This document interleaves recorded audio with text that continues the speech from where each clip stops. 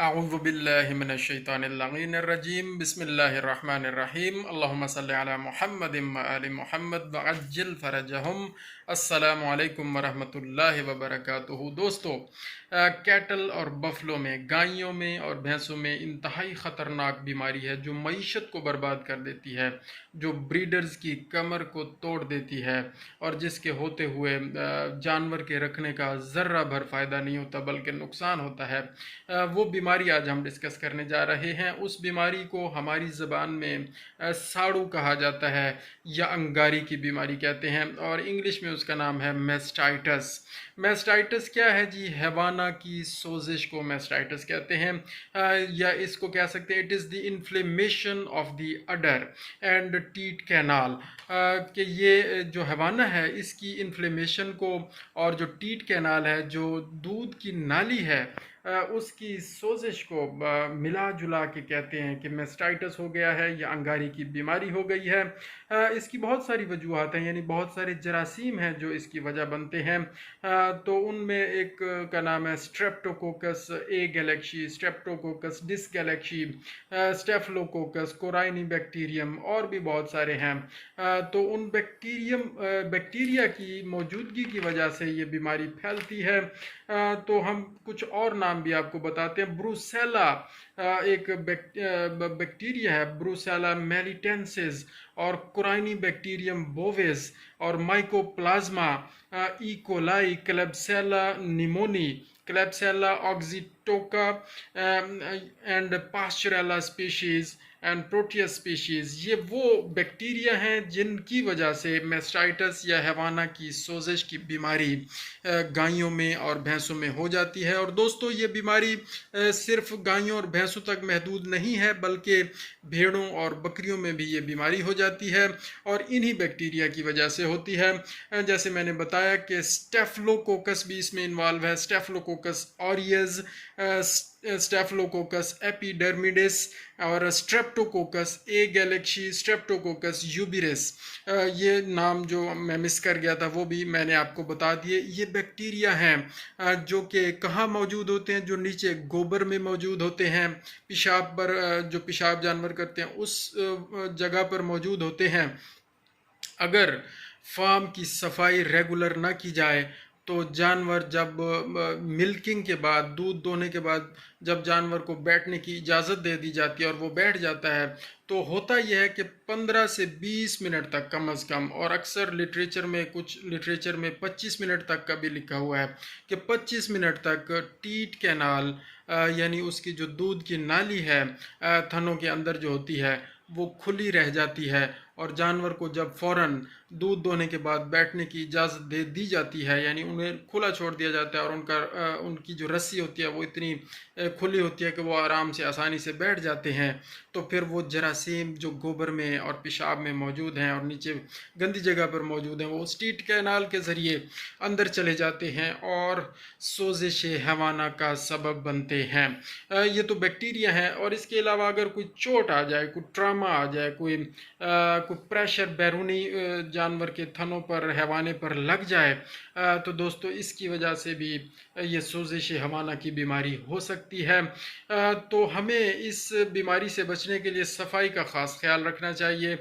जानवरों के बाड़े के अंदर गोबर और पेशाब को फ़ौरन सुबह शाम 2 टाइम हो सके तो साफ़ कर दिया करें, वरना दिन में एक मरतबा ज़रूर साफ़ करना चाहिए। जानवरों को दूध दोहने के फ़ौरन बाद इतना रस्सा उनका खुला न छोड़ें कि वो आराम से बैठ जाएं, बल्कि कुछ देर वो कम अज़ कम आधा घंटा उन्हें खड़े रहने दिया जाए और फिर उनका रस्सा ढीला किया जाए या रस्सी ढीली की जाए ताकि वो आराम से फिर बैठ सकें।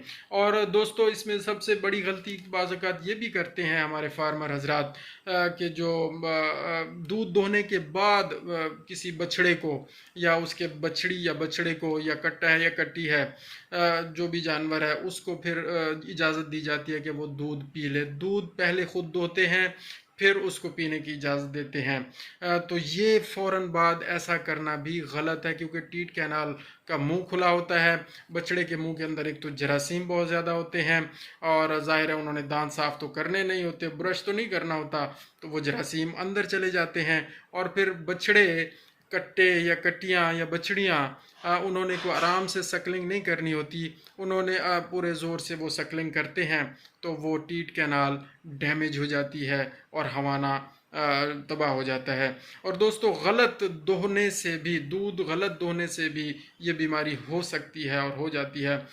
गलत दूध दोहने का तरीका वो ये करते हैं कि थन को इस अंगूठे के अंदर रखते हैं और अंगूठे के प्रेशर से धोते हैं, तो इस तरह से भी हवाना तबाह हो जाता है। ऐसा भी नहीं करना चाहिए। थन को इस तरह अपने हाथ के अंदर रखें और अंगूठा ऊपर होना चाहिए, अंगूठा अंदर नहीं होना चाहिए। अंगूठे के प्रेशर से टीट कैनाल तबाह हो जाती है, ख़राब हो जाती है, सोजिश हो जाती है। तो दोस्तों, ये कुछ वजूहात हैं जिनकी वजह से ये हवाना की सोजिश का मर्ज़ गायों में और भैंसों में देखने में आता है, तो हमें इनसे ज़रा एहतियात करनी चाहिए। अब सवाल ये पैदा होता है, अगर खुदा न खास्ता ये मर्ज़ हो गया है तो हमें करना क्या चाहिए। तो उसका इलाज है, इलाज ज़रा लंबा होता है और उसको बड़े हौसले से करना होता है, ज़रा ख़र्चा भी करना पड़ता है। तो उसमें सबसे बेस्ट जो चीज़ है वो है पेनिसिलिन इंजेक्शन। मुख्तलिफ फॉर्म्स में अवेलेबल है, PPS इंजेक्शन भी है, पेनबायोटिक भी है, पेनबायोटिक भी है, और भी बहुत सारी प्रेपरेशंस हैं। अब मुझे नाम नहीं लेने चाहिए इन प्रिपरेशंस के कि फिर इनकी प्रमोशन भी हो सकती है। बहरहाल फार्मर्स के भले के लिए एक दो नाम ले देने में कोई हर्ज नहीं है। तो दोस्तों, ये सुबह शाम ये इंजेक्शन हमने अपने जानवर को लगाने होते हैं, और कम से कम एक हफ़्ता, क्योंकि मेस्टाइटिस का केस बड़ा क्रोनिक सा हो जाता है, बड़ा पुराना हो जाता है, और जब शुरू में होता है तो पता ही नहीं चलता केस का कि इसको मेस्टाइटिस हो गया, साड़ों की बीमारी हो रही है। पता ही उस वक्त चलता है जब थन के अंदर से पीप आना शुरू हो जाती है, नाड़ बन जाती है, और सोजिश भी हो जाती है, और पस आना शुरू हो जाती है, और दूध की जगह वाइट कलर का कोई लिक्विड आना शुरू हो जाता है, या उसकी जगह मिक्स होके ब्लड आना शुरू हो जाता है। तो फिर जाके पता चलता है, और इस स्टेज पर ये पुराना केस हो चुका होता है। तो इस यहाँ हम ये भी बताना ज़रूरी समझते हैं कि हमें मेस्टाइटिस को रेगुलरली चेक करते रहना चाहिए, और इसको चेक करने का तरीका ये है कि एक बड़ा आसान सा टेस्ट है, उसे कहते हैं सर्फ फील्ड मेस्टाइटिस टेस्ट। वो कर लेना चाहिए। होता क्या है, थोड़ा सा इसको करने का तरीका यह है कि 4 थनों का दूध अलग अलग छोटी छोटी प्यालियों में ले लें, और महलूल सर्फ का बना लें, 5% महलूल बना लें। और 5% का मतलब यह है कि 5 ग्राम सर्फ लें और उसमें 95 ml पानी डाल दें, तो टोटल 100 ml तक कर लें इस पूरे वॉल्यूम को। तो ये 5% सलूशन तैयार हो जाएगा। इस सलूशन की उतनी मिकदार उस प्याली में डालें जितनी मिकदार आपने दूध की डाली है। मसलन अगर दूध 5 ml निकाला है तो इस सलूशन को भी 5 ml मिक्स करें। हर थन का अलग अलग प्याले में चेक करें, इन दूध डालें और ये 5% महलूल डालें, इनको हिलाएं। अगर ये फुटकड़ियाँ बन गई हैं, दूध फुटकड़ियों में कन्वर्ट हो गया है, तो इसका मतलब है मेस्टाइटिस शुरू हो गया है, मेस्टाइटिस होना शुरू हो गया है। फ़ौरन इलाज शुरू कर दें। तो जब पीप बन जाएगी, ब्लड आना शुरू हो जाएगा, और उस वक्त तो खुद ब खुद ही पता चल जाएगा। उससे पहले अगर पता चलाना है तो हमें ये surf field mastitis test regularly perform करना पड़ेगा। कम से कम हफ्ते में एक दफ़ा ज़रूर कर लें, और ख़ास तौर पर उन गायों और भैंसों का ज़रूर करें जो ज़्यादा दूध देती हैं। जो ज़्यादा से मुराद ये है कि जो 4-5 किलो 4-5 लीटर से भी अगर ज़्यादा है दूध, तो ज़रूर उनका एक हफ्ते बाद सर्फ फील्ड मेस्टाइटिस टेस्ट करना चाहिए। तो दोस्तों, इसके साथ साथ, क्योंकि जानवर, मैं साथ साथ इलाज भी बता रहा हूँ और साथ साथ उसके डायग्नोसिस के तरीके भी बता रहा हूँ, क्लिनिकल साइंस भी बता रहा हूँ, अलामत भी बता रहा हूँ, ताकि वीडियो में थोड़ी सी दिलचस्पी कायम रहे।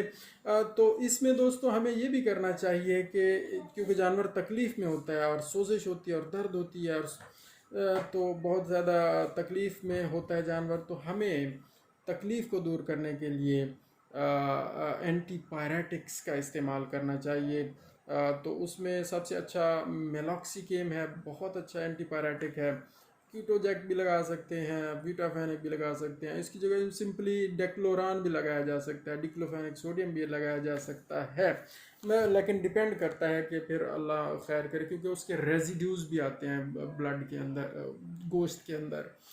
तो बहरहाल, तो हमें ये करना चाहिए। और फिर उसके साथ स्टीरॉइड्स का इस्तेमाल थोड़ा बहुत, अगर बहुत ज़्यादा ज़रूरी है तो फिर करना पड़ेगा, कि स्टीरॉइड के इस्तेमाल से दूध भी खुश्क हो जाता है, ये भी एक उसका साइड इफ़ेक्ट है। और बहुत ज़्यादा इस्तेमाल करवाएं तो फिर इम्यूनिटी पे भी इसका बहुत बुरा असर पड़ता है स्टीरॉइड्स का।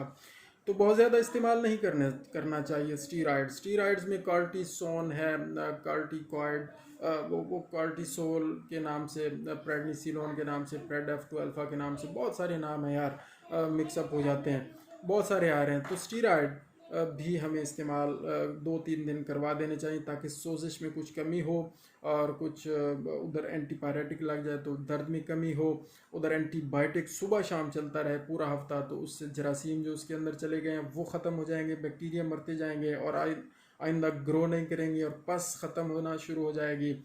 और फिर इसके साथ साथ पिलाने वाली दवाई भी इस्तेमाल करें, पिलाने वाली दवाई भी दोस्तों इस्तेमाल करनी चाहिए।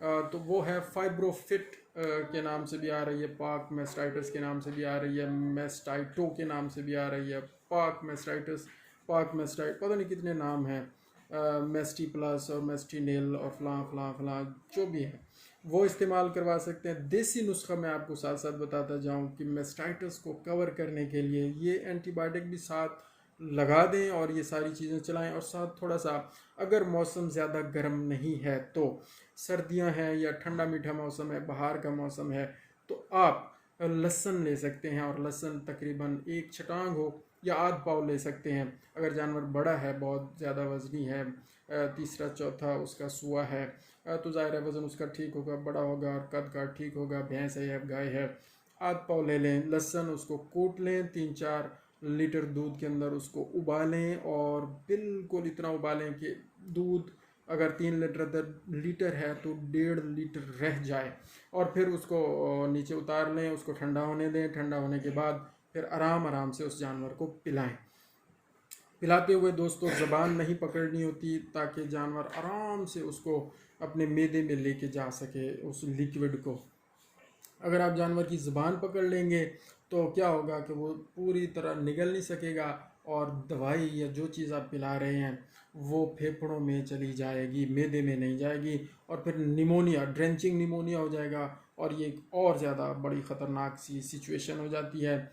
और फिर जानवर इसमें उस बीमारी की वजह से तो नहीं मर रहा होता, फिर इस वजह से मर जाता है, खुदा ना खास्ता। तो अल्लाह ताला सब पर रहम व करम फरमाए। और भी बहुत सारी चीज़ें हैं दोस्तों ये की जा सकती हैं। ये जो देसी नुस्खा बताया, ये आप एक दिन छोड़ के एक दिन दूसरे दिन फिर दे दें, एक दिन छोड़ के फिर दे दें, एक दिन 3-4 दफ़ा ये दिया जा सकता है। तो दोस्तों ये मेस्टाइटिस के बारे में हमने आपको बताया। ये इंतहाई ख़तरनाक बीमारी है, मईशत को कमज़ोर करती है, जानवरों को किसी काम का नहीं रहने देती, और ब्रीडर की कमर तोड़ देती है। जब ब्रीडर को दूध ही नहीं मिलना तो उसने चारा और लेबर का ख़र्चा करते जाना है, और जानवर को पालने में उसने अपना बहुत ज़्यादा ख़र्चा कर लेना है और बहुत ज़्यादा टाइम लगा लेना है, तो फिर उसकी कमर ही टूटनी है, खुदा न खास्ता। तो इस बीमारी से बचने के लिए हमने तरीके भी बता दिए कि जानवर को फ़ौरन ना बैठने दें, गलत तरीके से मिल्किंग ना करें, बछड़े को मिल्किंग के बाद दूध ना पिलाएं, और जरासीम से बचाने के लिए फार्म की सुबह शाम सफाई करते रहें। हाँ, एक चीज़ और ऐड कर लें कि आयोडीन या पायोडीन प्याले में डाल लिया करें, और दूध दोहने के बाद, पहले भी कर सकते हैं, दूध दोहने से पहले आप उनके जो चारों थन हैं जानवर के, उनको डिप कर लिया करें 2-2, 3-3 मिनट के लिए, और फिर उसको धोने के बाद उस दूध की चुआई कर लिया करें। और फिर दूध दोहने के बाद भी डिप कर सकते हैं आप पायोडीन के अंदर, चारों थनों को अलग अलग पायोडीन के अंदर डिप करके उनको उनके जरासीम को मज़ीद फैलने से और मज़ीद एंटर होने से आप रोक सकते हैं। पायोडीन बहुत बेहतरीन चीज़ है। जज़ाकल्लाहु खैरा। मज़ीद कोई सवाल हो तो आप हमसे रब्ता कर सकते हैं, व्हाट्सएप पे भी रब्ता किया जा सकता है, 034078250001। सदका ये जारिया है, फ्री इलाज बताते हैं, और इसलिए कि हम अपना को हक़ अदा कर सकें। और ज़ाहिर है ये सदका जारिया। यूट्यूब पर भी आप सब्सक्राइब कर सकते हैं हमारा चैनल का नाम है डॉक्टर मोहम्मद मोहसिन, डॉक्टर मोहम्मद मोहसिन। ये चैनल का नाम है, आप उसे सब्सक्राइब करें और इंशाअल्लाह फ्री मशवरे लें और फ़ायदा हासिल करें। जज़ाकल्लाहु खैरा। अल्लाहुम्मा सल्लि अला मुहम्मद व आलि मुहम्मद व अज्जिल फ़रजहुम।